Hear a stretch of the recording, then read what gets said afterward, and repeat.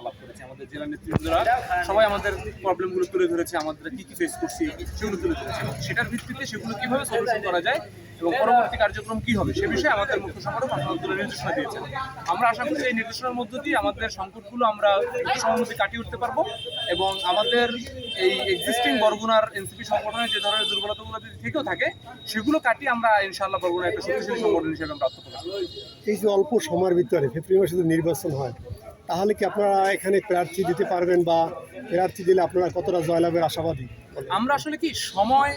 সংখ্যা এগুলোকে আমরা যতটা গুরুত্ব দিচ্ছি তার থেকে বেশি গুরুত্ব দিচ্ছি কস্টটাকে, আমাদের রিজনিংটাকে, আমাদেরকে মানুষ প্রার্থীরা কেন ভোট দেবে। আপনারা জানেন যে জুলাইয়ে যখন আমরা আন্দোলন করেছি তখন আমরা এরকম 5-7 জন ব্যানার নিয়ে দাঁড়িয়েছিলাম, তখন মানুষ ছিল না, সময়ও কিন্তু কম ছিল, মাত্র 36 দিন, কিন্তু সারা বাংলাদেশের মানুষকে কিন্তু আমরা একত্রিত করে রাস্তায় আনতে পারছি। তো আমরা মনে করি যে এখানে আমরা যাকেই দল থেকে প্রার্থী দেওয়া হয় তিনি যদি এখানে রাইট কস্টটা পিপলের পক্ষে যদি তিনি ভয়েসটা তুলে ধরতে পারে, তাতে মানুষ যতই কম হোক, সময় যতই কম হোক, পুরো এলাকাবাসীকে কানেক্টেড করে তিনি মানুষের একটা ভয়েস সংসদে নিয়ে যেতে পারবেন। এটা আমরা আসলে খুব বেশি প্রবলেম মনে করতেছি না, আমরা right person and right cause এটা খুঁজে বের করার চেষ্টা করছি।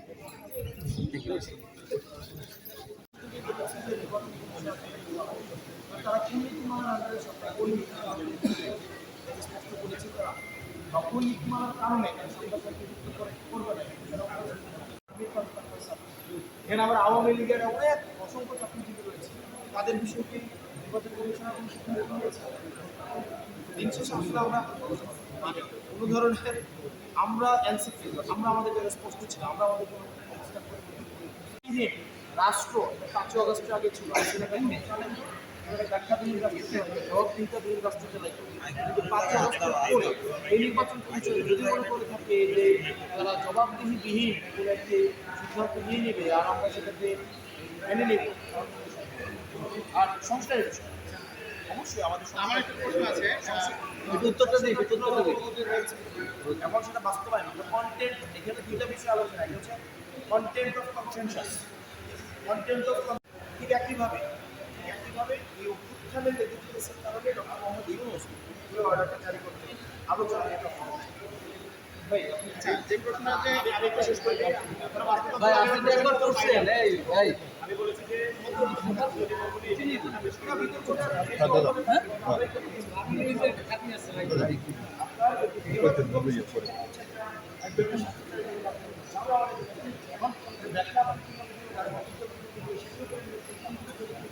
আচ্ছা, যে প্রশ্নটা যে আমরা বিভিন্ন সময় গণমাধ্যমে দেখতে পাচ্ছি যে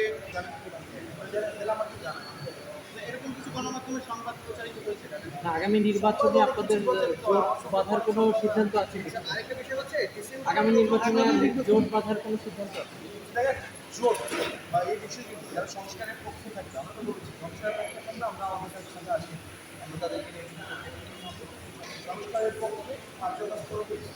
জন আন্দোলনটা যেটি রয়েছে সেটির পক্ষে যারা